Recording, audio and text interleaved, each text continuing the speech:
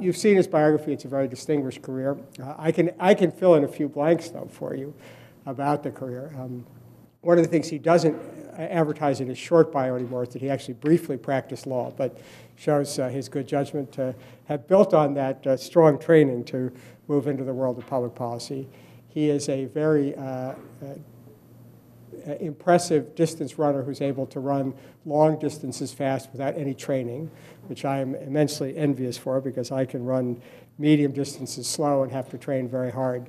But he's also been, I think, one of the most thoughtful policy entrepreneurs across a broad range of issues for many years. He's been deeply involved in political campaigns. He served in the Clinton administration, but perhaps most important is this long-term commitment to try to provide innovative policy thinking across a broad range of issues. It's a chip off the block. Glad to see Professor Bennett here.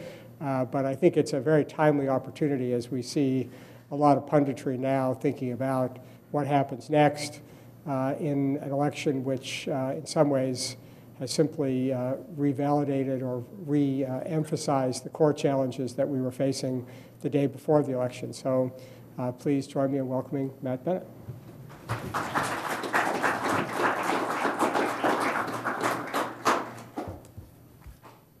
Jim, thank you so much. It's very odd to be introduced by Jim because not only was he one of my first bosses in politics when I was an intern in the issues department of the Dukakis campaign, but it also feels strange to be introduced by somebody as prominent in the world of public policy as Jim Steinberg. He's one of those guys, when you have to introduce him and read his bio, it makes you feel bad about yourself. So I'm glad that's the other way around, at least for today. So here we are, not quite 2 days after a monumental presidential election. We are here in Maxwell School, the nation's preeminent bastion of political science and history, among many other things. And we're asked to reflect on what just happened, except we have no data, and we have almost no historical perspective. So if we were asked to take a final exam in the Maxwell School on this campaign, we would all fail because none of us sitting here today have what it takes to do it. But the interesting thing is that neither does President Obama, and neither does Speaker Boehner or Mitch McConnell or Harry Reid. If they had to take this final exam, they would just kind of stare at their blue books and wonder, how do I make sense of this? What just happened? We just spent $3 billion. It took more than 2 years. We had one of the most divisive, nasty campaigns in modern American history. The poor people of Ohio and Virginia were subjected to a barrage of ads that probably left them with post-attack ad stress disorder, and we ended up pretty much exactly where we started. So what does it mean? How to make sense of this? Was it a wash? Was it a mandate? Do voters want change? I mean, surely they don't want things to remain exactly the same. So what do they want? And that is precisely the problem that Washington faces right now. Because, in fact, those leaders can't just kind of scratch their heads or fill a blue book with a bunch of stuff. They actually have to make some very big decisions. They have to build coalitions, they have to govern, and they have to do it all in 56 days, including Thanksgiving and Christmas. They've got to get their act together. They've got to work out a deal on some of the most thorny, difficult policy problems to face this country in decades, and they've got to do it really fast. So they've got to figure it out. But with the giant caveat that I've offered that that's going to be hard to do, I'm going to talk today about 3 things quickly, and then I want to open it to discussion. So I'm really eager to hear from you all. What happened in this election, to the extent we can figure it out? What does this election mean for the 2 political parties in particular? And what can we expect as Washington hurdles towards the fiscal cliff that we face at the end of the year? So first, the election. Let me try to offer a couple of points about the election that are not either blindingly obvious or incredibly boring to those of you who've been following it closely, as I'm sure many or most of you have. First, this was the first presidential election in nearly 30 years where culture issues helped Democrats. There really weren't any culture issues on the ballot in 2008. It was all about the economic collapse and the Bush administration and the Iraq War. But this time, topics like women, the suite of issues relating to women, women's health, definitely helped Democrats, both at the top of the ballot and in Senate races. Gay equality helped Democrats. There were 4 marriage amendments on the ballot this time. All of them passed. That had never happened before. Not a single one had ever passed. We were 1 in 31 on gay marriage ballot initiatives before. All of them passed this time. And it's pretty clear that they gave a bit of a boost to Obama in putting his coalition together. But if you think about it, prior to 2008, things had always cut the other way. In 2004, the issue was gay marriage. It was definitely a drag for John Kerry and his ticket. In 2000, it was guns that was hurting Democrats. In 1996, it was partial birth abortion. In 1992, it was term limits. In 1988, it was crime. And in 1984, it was welfare, which was considered a culture issue back then. So that, to me, is one pretty surprising outcome of this race.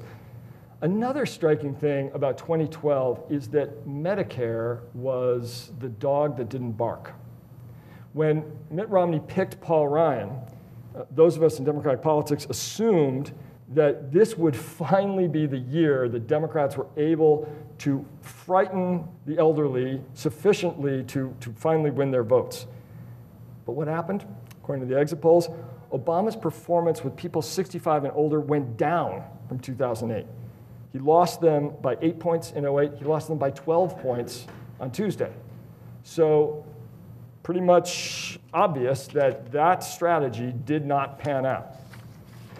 Now, in the meta sense, the exit polls, to the extent that we have them so far, and many of you know this, but exit polls are released in waves. What we have so far is really just the top line data. We don't have the crosstabs. We don't know much about the electorate yet. But what we have so far suggests that the Obama coalition of 2012 looks pretty similar to the one that he put together in 2008. And I'm sure you've read this in the paper. He won, of course, almost all the same states, with the exception of North Carolina and Indiana. The gender gap was almost identical this time as it was in 2008, 11 points versus 13 points. And his performance among some subgroups, like self-identified moderates, African Americans, and white voters, didn't vary by much between the first and second time. But there are a few important differences that are starting to emerge about what he did this time. He lost white men in this election by 27 points, which was worse than his performance in 2008. But he increased his support among Hispanics. He won them by 44 points, which is a world historic thrashing. This was up from 36 in 2008. He won Asians, which is starting to become a very important demographic group in electoral politics. He won them by 47 points, which is 10 points better than he did in 2008. There is a lot more to know about the 2012 data, but not much of it is knowable yet until they release the rest of the exits. I'm happy to talk in the Q&A about a little bit more that we do know. So let's move then to what the election may mean for the two political parties. Because obviously the outcome was somewhat mixed. Republicans retained their control in the House. Democrats picked up a few seats in the Senate. And obviously the presidential election was a catastrophe for one side and a giant victory for the other. So let's start with the Republicans. They have just lost an election that they were pretty certain that they were going to win. Maybe not at the end, but going into this, with unemployment north of 8%, with Obama looking vulnerable, Republicans believed that with the money that they could raise from super PACs, that they would win this election. And in their loss, a civil war is already beginning to break out in Republican politics. You're seeing this happening on the front page of the paper right now. On the one side, you've got the kind of political pros, the people that are responsible for the future of Republican politics. These are people like Haley Barbour, Ed Gillespie, commentators like David Frum. They're arguing, look, we had a bad candidate, we had a tough opponent, they did a great job with turnout, stuff happens. But some of them are also making an ideological point. What they said was, Romney went too far to the right in the primaries. General election electorates don't like severe conservatives, as Romney called himself. They don't want people who opposed an effort to save the American auto industry. They don't want people who tried to get to the right of Rick Perry on immigration. All of these things were, in total, fatal to Romney, and that's why we lost. These guys on the one side of Republican politics are also starting to say, hey, you know, the Tea Party has been box office poison for us. In 2010, we lost 3 Senate races that everybody assumed we would win because Tea Party candidates beat establishment candidates and then lost. And that happened again on Tuesday when we lost seats in Indiana and Missouri that everybody assumed would be Republican. So some of the political professionals are beginning to argue that the Tea Party has been really a catastrophe for Republicans, and that is going to be a major point of contention because on the other side of the argument is the Tea Party and movement conservatives who are either religious or social or economic conservatives. And they, beginning on election night, before the polls were closed, were already starting to make the case that the problem is that the party was too wishy-washy. Look, you know, when we nominate these soft, wet conservatives, George H.W. Bush, Bob Dole, John McCain, Mitt Romney, they lose. These guys are losers. We need tough, real, hard conservatives. Those are the only people that can win. Charles Krauthammer was on the air on Fox before the election was called for Obama, saying that the problem was that Romney was too soft. Laura Ingraham, the conservative talk show host, tweeted, quote, moderate talking points tomorrow, GOP wasn't moderate enough after GOP ran the most moderate candidate of the lot. I'm not sure who Laura Ingraham thought the GOP should nominate out of that lot. I don't know if she thought that Michelle Bachmann or Rick Perry would have done a really great job against Obama in the general, but they do believe that the problem is when they abandon their principles and they go with these moderates, they get killed. Only real conservatives can win the White House. And by the way, if you look at the House Republican caucus, that's where you find your real conservatives. So we don't know what's going to happen in this fight. It is happening as we speak. But it has real implications for the fiscal cliff debate, and we'll talk about that in just a moment. Now, on the other side of the aisle, you have the victorious, or relatively victorious, Democrats, and they should be partying, and they are, but they're never really content because they're Democrats, so there's a debate going on inside the party also. Some on the left are going to argue that the Obama coalition is made up largely of non-white voters, voters with advanced degrees, and unmarried women, that the liberal base is larger, and that Democrats really could say goodbye to downscale white men because they're never going to vote for us anyway, and really, who cares? And we should tack far to the left, not only on social issues, but also on economic ones. The other part of the Democratic Party, the part that I come from, is going to point out that this focus on demographics distorts more than it illuminates. We maintain that the focusing on how the Democratic Party has become more liberal kind of gets the pyramid upside down. Because it is actually moderates who make up the base of the Democratic Party, self-identified moderates. In 2008, Obama's coalition was 50% moderate, 37% liberal, and 13% conservative. And I don't know who those people are, the 13%, but the moderates and Bob knows. Exactly, I guess there are a couple of them. The way they've released the exits so far, we actually don't know precisely what that makeup is for 2012, but I can tell you this, you can take it to the bank, moderates are still at the bottom of the pyramid. You build pyramids with the big part at the bottom, and the moderates are our base, and we have to pay attention to that. And what moderates liked from Obama was the combination that they heard from him of a relatively centrist view of the economy, where he talked about the need to get deficits under control, a relatively centrist approach to national security that Jim Steinberg helped to design, where we were, going after our enemies aggressively and successfully, and a relatively centrist view of things like energy, where he talked about an all-of-the-above energy policy, combined with a very progressive approach to social issues, women's issues, gay and lesbian rights, those kinds of things. So while there isn't likely to be any kind of a titanic struggle among Democrats because, we won, there is going to be an effort to define what the Obama electorate is, what they want, and what that means for Obama as he needs to govern in the course of the next 4 years. And the fight on both sides, again, is going to be fully joined right now over the fiscal cliff. So what is it, and what can we expect coming out of this election? Now, the fiscal cliff isn't just the expiration of the Bush tax cuts. That's a big part of it. They all expire on December 31st. But it also is the end of cuts to the estate tax. It's the end of the child tax credit. It's the end of the Obama payroll tax cut. It is the beginning of the alternative minimum tax, which will raise taxes enormously for middle-class families.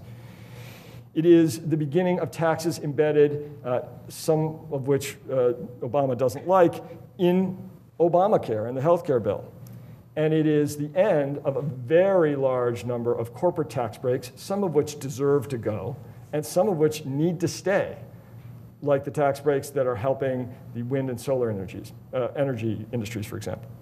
So you have this giant basket of tax things. Some of them are cuts, some of them are credits, some of them are changes to the tax system, and all of it is expiring at the same moment, along with, by the way, unemployment insurance. There's a bad change to the way that doctors are reimbursed for Medicare that will be happening at the same time, and $1 trillion in arbitrary cuts under the sequestration plan that was enacted after the supercommittee failed last fall. Now, about half of these cuts will essentially arbitrarily take out a big swath of the defense budget. And as others here are more expert can tell you, that's a really bad way of cutting defense, even if you're in favor of defense cuts. And it'll take a meat axe to what they call non-discretionary social programs. That is, things other than Medicare and Social Security and Medicaid, which is the rest of the federal budget, with enormous across-the-board cuts. So whether you're a Republican, a Democrat, a tough on defense, cut the defense budget, whoever you are, if you believe in governing, sequestration is a really bad thing, and that's going to happen at the end of the year unless they fix it. And, oh, by the way, you may recall the big debate over increasing the debt ceiling that we had last summer of 2011. That's coming due also. So what you've got is this witch's brew of problems all entangled together with all kinds of oxes being gored, and it is not at all clear how they're going to disentangle this stuff. There's a lot of reasons to care about this. I'll just give you a couple. If Congress and the president fail to act, the average tax hike will be $3,500 next year.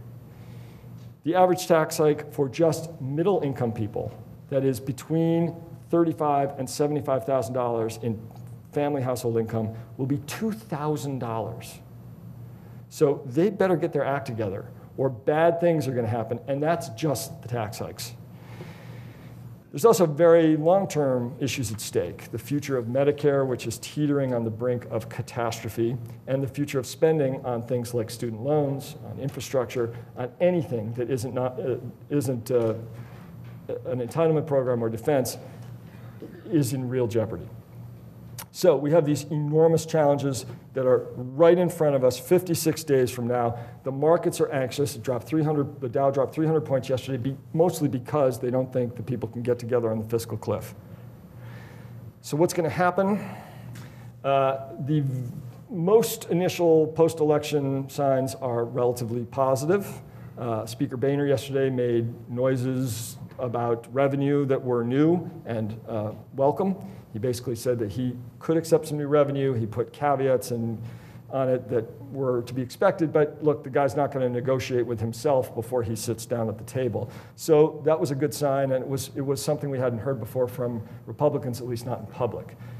I think you could argue, I'm a partisan, but I would argue that the president, with his victory speech, reached out an olive branch to Republicans, and I think that was the right thing to do.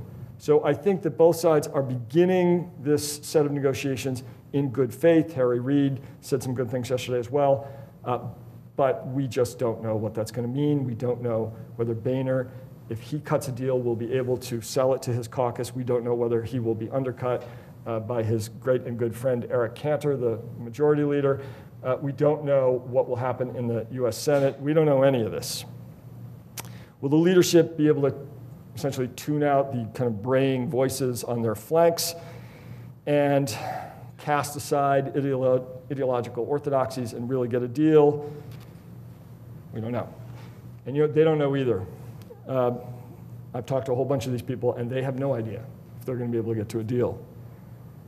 But we could guess that if they succeed, if they get to what we're calling the grand bargain, they will be rewarded by a surprised and gratified electorate. And they'll give themselves the opportunity to make progress on a whole bunch of things over the course of the next 2 years that both Republicans and Democrats want to do, like immigration, and at least some want to make progress on addressing climate change. But if they fail, and they might, they're going to trigger the first entirely predictable and totally preventable recession in American history. So that would not be a good way of kicking off a new Congress or a new presidential term. So their grade so far is incomplete, and so is mine, I'm afraid. If you invite me back here next year, I'll have better data and maybe a little bit more perspective. But let me stop there and open it up to your questions. So I'll start, Matt. One in each, one looking back at the election and one looking forward. So looking back, I sometimes think we overthink these presidential elections. And I'll give you a straw man, which is that you can go past all the crosstabs and everything and look at the fundamental question of who do people like better, right? And if you look back historically at the matchups and how powerful that has been as a predictor.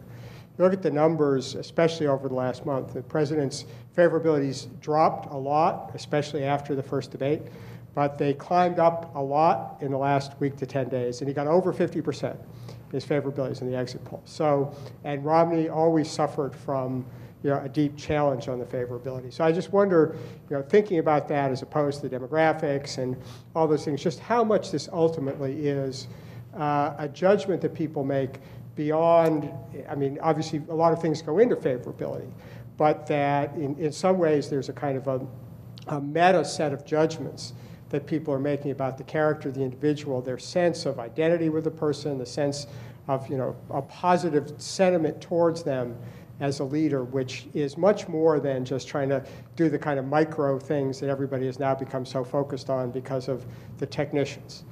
Okay, so going forward, you say that everybody will be rewarded by a deal, and obviously the consequences of no deal are very high. But what are the consequences of a deal in which essentially everybody chucks their principles and ends up with something which nobody feels good about as an answer, that is not coherent as a fiscal strategy, coherent as a policy strategy, and ends up, in the proverbial sense that the only thing in the middle of the road, forgive the expression, is what. And isn't that the problem now, is that the choices seem to be a kind of an intellectually incoherent set of compromises which get the deficit down but don't really address any of the underlying policy issues, or a serious debate about different directions. Now, obviously, the election made it harder because nobody framed the election that way. But I'd just like you to reflect on sort of how the impact or the cost to ideas of a kind of a compromise that's not based on any set of principles or vision. Two great questions. The first, I think I 100% agree. In the television age, the guy more comfortable with himself has won every single time, with the exception of 2000, where he won, sort of, but not really. The choice for president is deeply personal. It's unlike any other election that we make. This is somebody that you have to live with for the next 4 years. And when you talk to voters, they don't put it in exactly these terms, but you really get the sense that likability, which is an incredibly fraught, complex term, is basically everything.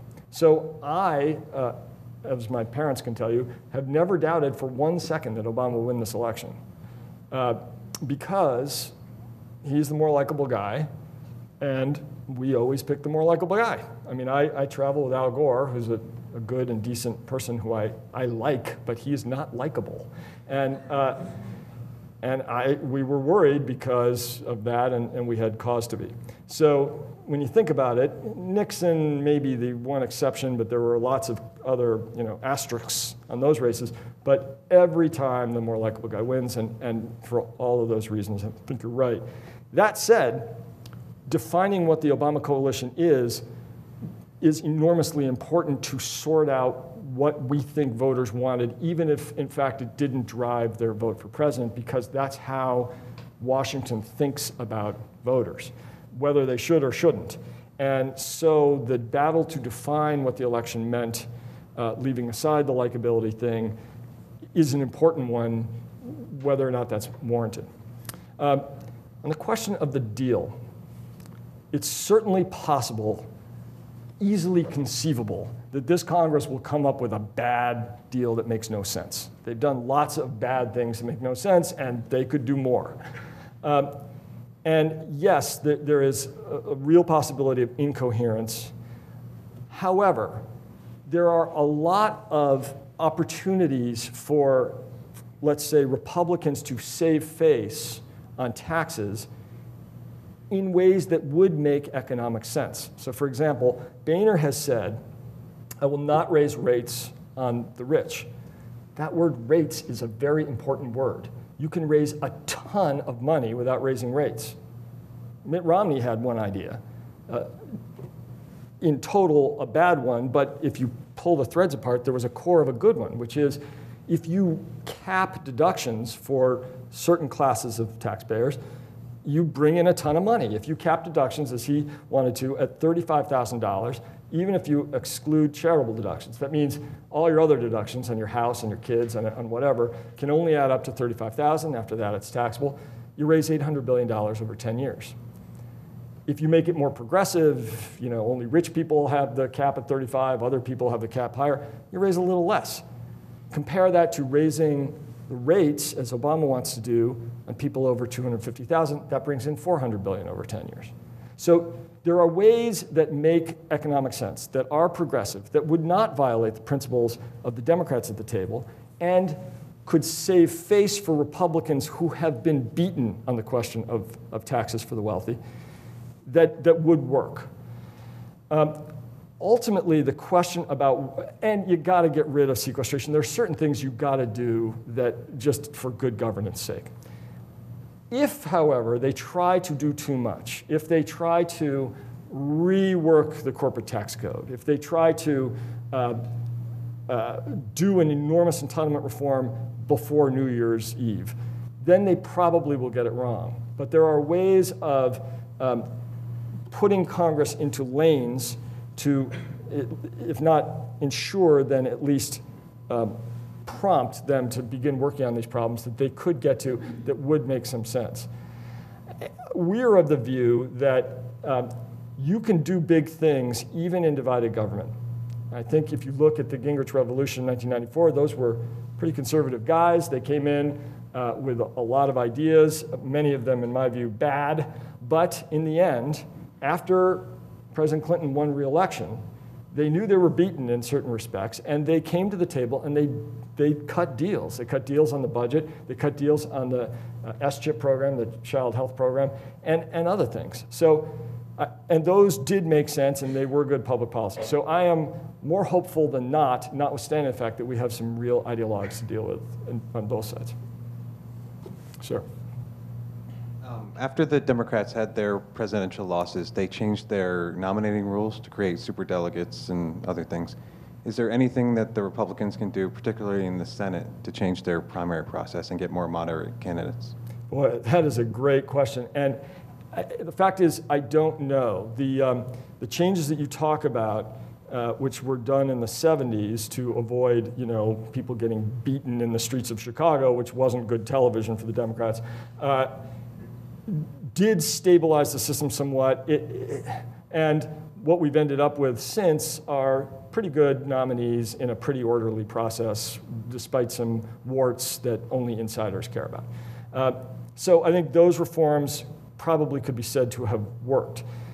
It is a much different thing, though, in forcing change on state parties in state-based elections, even if they're federal, so who they're nominating for Senate, than it is in deciding how they're going to be part of a broader nominating process for president. So, for example, Delaware nominated in 2010 a manifestly unprepared person who got crushed in the general election.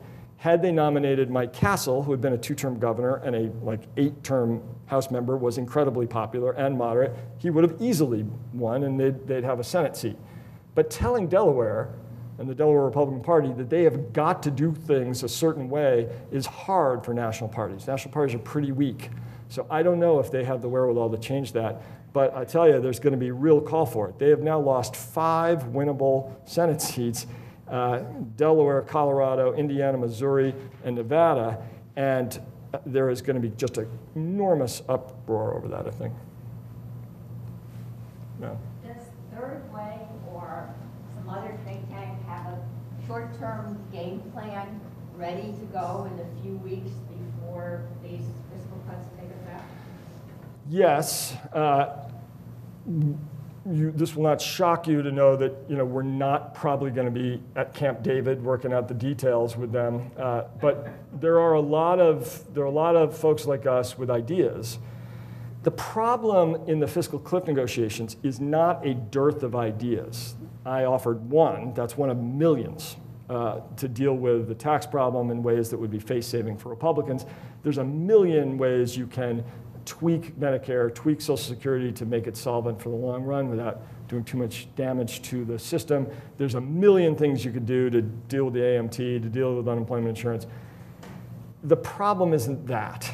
The problem is that after the experience of the 2011 budget debates, when Boehner and Obama almost got to a deal and then it collapsed, there is just a complete lack of trust. And the trust on the Democratic side, at least, there's no faith in Boehner or his ability to do anything, even if you did cut a deal with Boehner. So that's harder for outside groups to help with.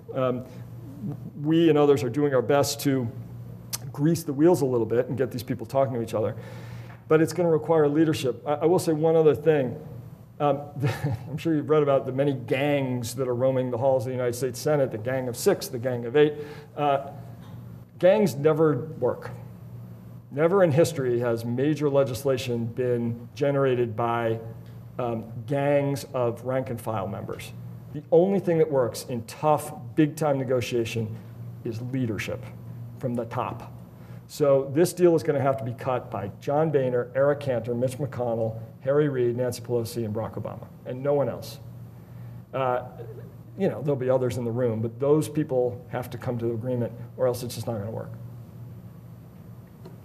Yeah, in the back. I want to get back to the point that you and Nadine were talking about earlier about leadership and likability, and see if this isn't part of Obama's long-range intention that he has announced always, he did it in his acceptance speech, of wanting to change the nature of American politics and adjust it above party bickering and so on to really having some kind of notion that there's a public good out there and that he wants to organize himself to do that way. I think maybe maybe he made a little progress in his likability. One of the things that people like about him maybe is doing that. Is there any chance that this is on the president's agenda and that he'll get anywhere with it? Yeah, I think it's certain that it's on his agenda. Whether he'll get anywhere with it is the big question.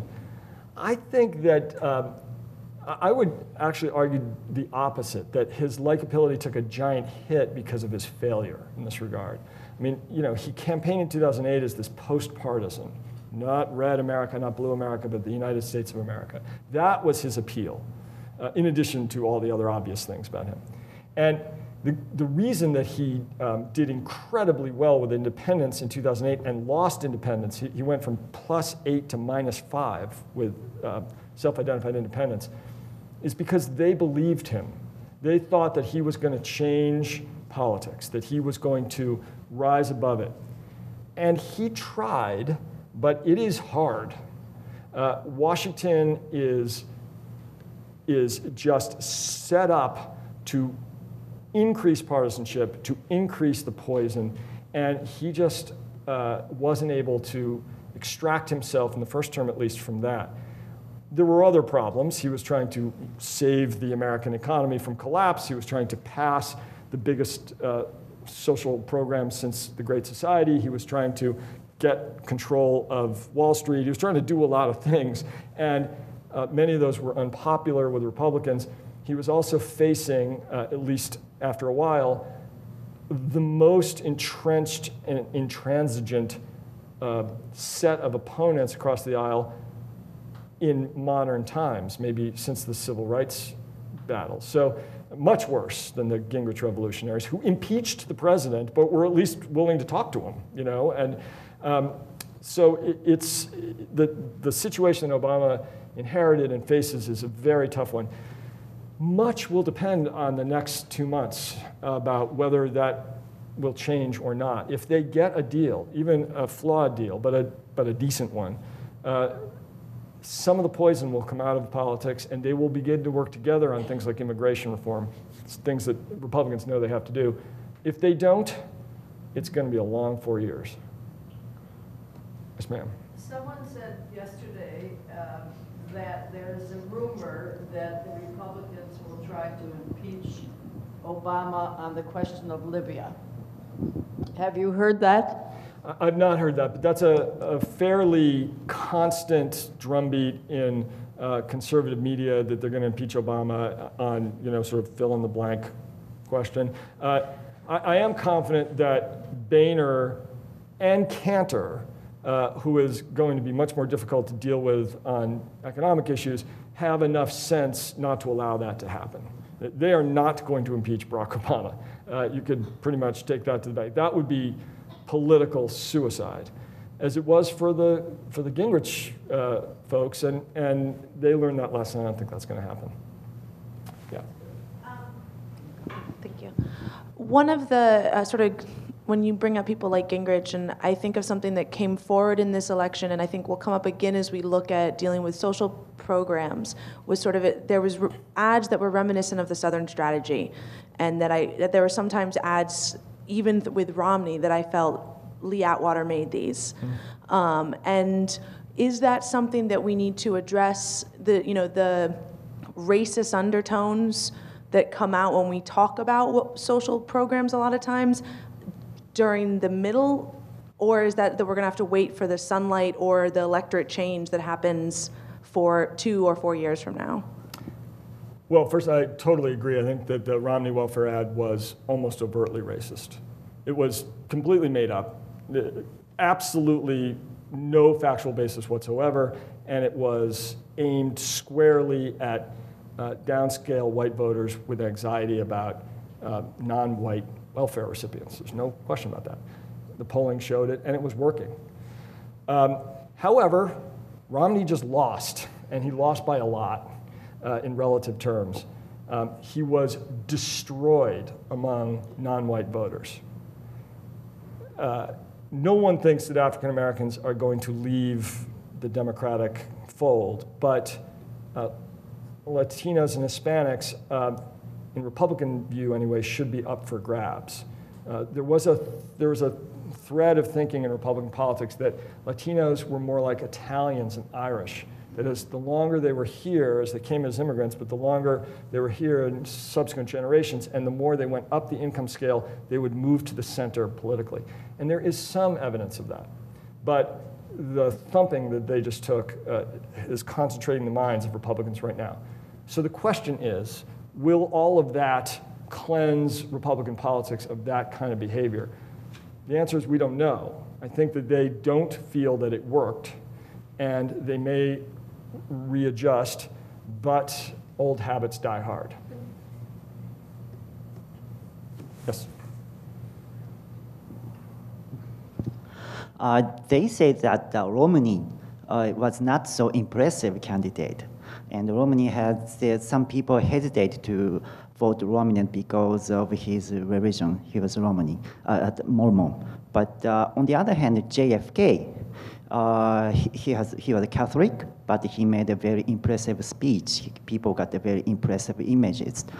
So how do you think about the Romney's election campaign staff could do to make their leader more impressive to the voters?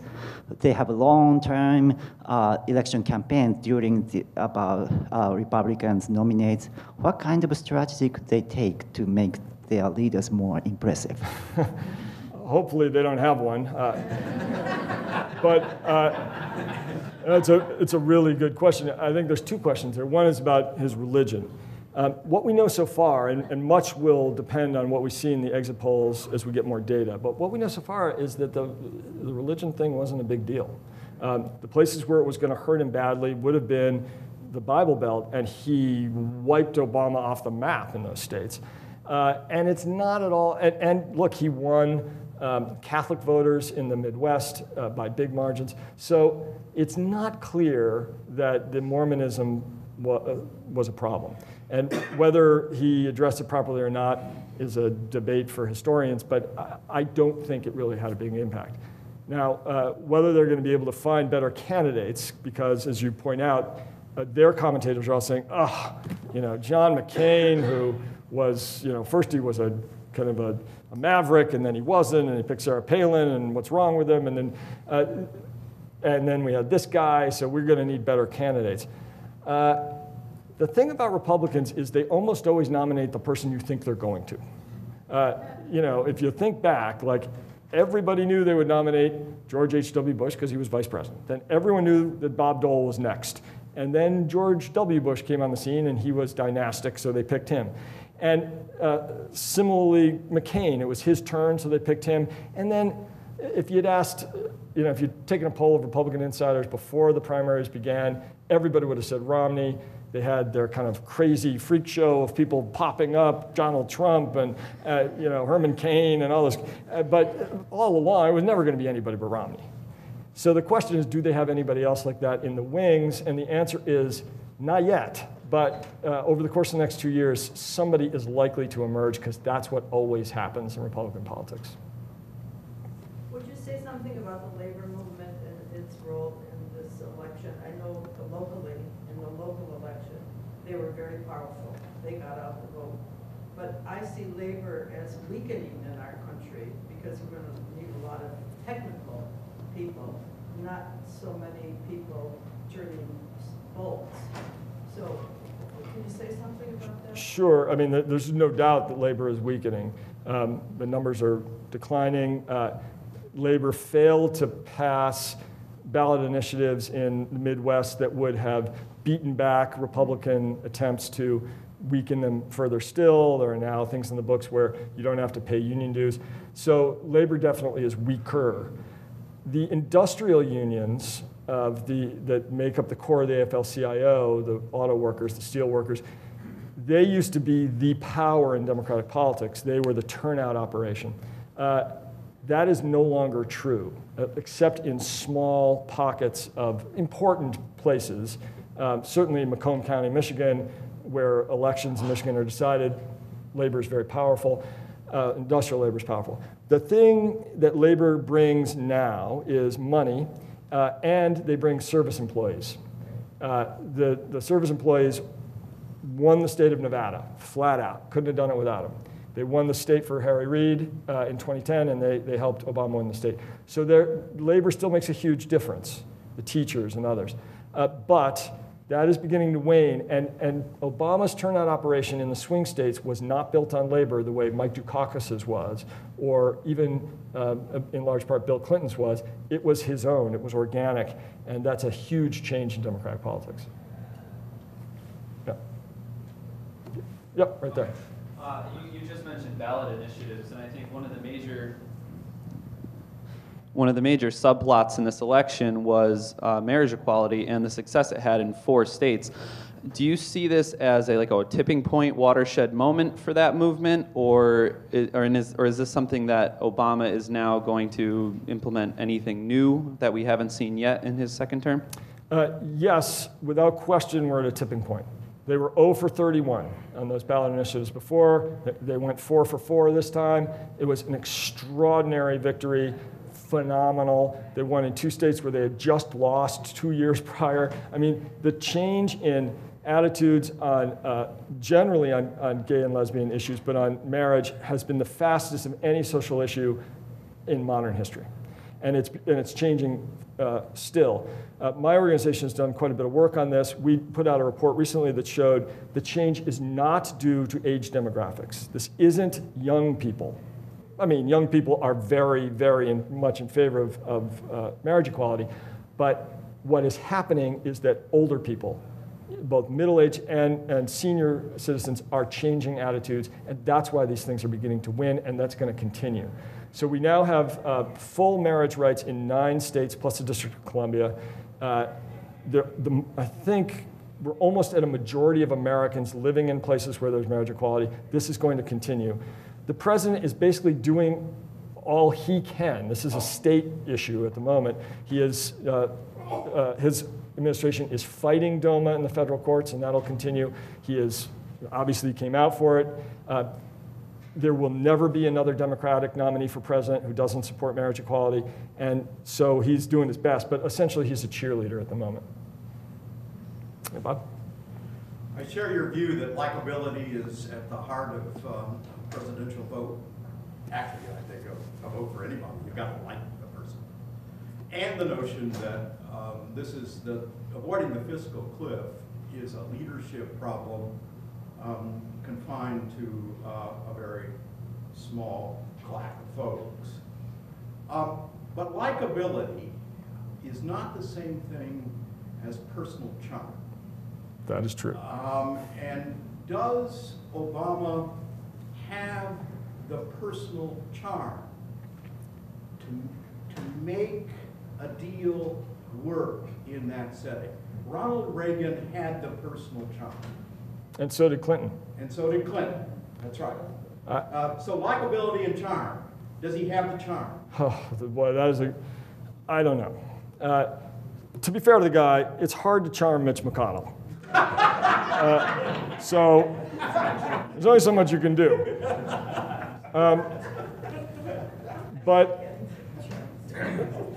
he is, look, Barack Obama is an introvert who has overcome that to be an extraordinary politician, but he's an introvert nonetheless. And I saw this in stark relief during my time in the White House, where we had the mother of all extroverts on the one hand and a real introvert in Gore. And you could just see it. And from all reports, from all my friends inside the White House, Obama's a lot more like Gore than he is Clinton. He's more smooth about it. But he is not, he doesn't get charged up by being with people, particularly people he doesn't like. He is enervated by that, which is what Gore's problem was. And so it's very difficult for Obama to conceal that. In the first debate, it was on, huge, stark relief. Like, I don't like you, I don't want to be standing here, and I'm irritated having to do it. So the question is, can he conceal that sufficiently to cut deals with people that he doesn't particularly like? And I don't know. I hope so. He certainly has the ability to do it when he wants to. The question is, will he? And I just don't know. His mind should be concentrated. Indeed, it should. Yes, right. No, you, and then 2 rows back. There's a woman right behind you. Yeah, there you go. Hi. What do you think the role of the media is in all this? Because between watching, I guess, the primaries up until like the complete meltdown that happened on Fox News Tuesday night, what do you think, I guess, the problem is with the media in terms of how we talk about these issues and whether or not the problem is an internal problem and where the solution can come from? Well, the Karl Rove meltdown on Fox was really just kind of the bottoming out of a huge problem. The opinion journalism in mainstream media is not new in the American experience. We've had that before. We had yellow dog journalism. This is a problem that we've dealt with before. As I was saying to some students in my dad's class earlier, we had kind of a honeymoon in the post-war period in the last century where there was real objective journalism that was dominant. So if Walter Cronkite said it, it was probably objectively true, and most people believed it. There isn't much of that left, in part because of the rise of opinion journalism, and of course because of the information age and the internet, but also because of the death of the American newspaper and the sensational race to the bottom that we've had in cable news. So can that change? Not in ways that we have seen before. I think what is going to be required is citizen journalism combining with mainstream journalism to keep in check the worst impulses of the cable news and talk radio shouters. And that is happening to some extent. I mean, when you have kind of sneering references to fact checkers in presidential debates, you can tell that it's getting to, Romney said, oh, we're not going to be, or his guys said, we're not going to be in the thrall of the fact checkers because those are just facts. I think that in the end, voters don't particularly like that. And so, for example, the Jeep ad that Romney ran, the ad that said that Chrysler was moving its Jeep construction to China, again, just a flat-out lie. I mean, it was just a straight-up lie. And it was a distortion of a mistake in a Bloomberg Wire story that they knew to be a mistake and they ran it anyway. And what happened was, and you didn't learn this on Fox, but if you lived in Ohio or Michigan, you learned eventually that ad wasn't true. You found out that the presidents of Chrysler and General Motors both said, this isn't true, Romney is lying. And so that kind of thing does keep some check on the partisan journalism, but it isn't enough, and the question is what is going to fill that gap, and I don't think we really know yet. One more? All right, one more. Yeah, you were talking earlier about Obama's moderate platform, where he was socially liberal but more centrist on foreign policy and economics. And I think the argument could be made that in some respects represents a triumph of conservatism. Because, I mean, on the economy, we're talking about projections for Social Security up to 2050, but we're not talking about poverty, we're not talking about public works. And then similarly on foreign policy, no one challenged Obama on drones, and on Iran, the debate was mostly about who would bomb Iran faster and who would impose more suffering on their population. So I think it could be argued that conservatism may be losing the short run game. They're losing Senate seats here and there, but they're in some respects winning a long run game where they're shifting the conversation more away from a kind of left liberal perspective, and over toward a center and then ultimately a conservative perspective. What do you think of that? It really depends on what your definition of liberalism is, to coin a phrase. Yes, there is no question that the Great Society liberalism of the late 20th century is fading. And it began fading in earnest when Bill Clinton gave his New Covenant speeches in 1991 at Georgetown and got elected as a New Democrat and passed welfare reform and passed a balanced budget bill and scrapped a middle-class tax cut that he had promised. And so in pure economic sense, and look, we have woven the last thread into the social safety net that we're gonna. There isn't gonna be another huge social program in probably my lifetime. So you could argue that that's the triumph of conservatism. I would argue that that's the completion of a project that liberals embarked on in the 1960s and completed 2 years ago.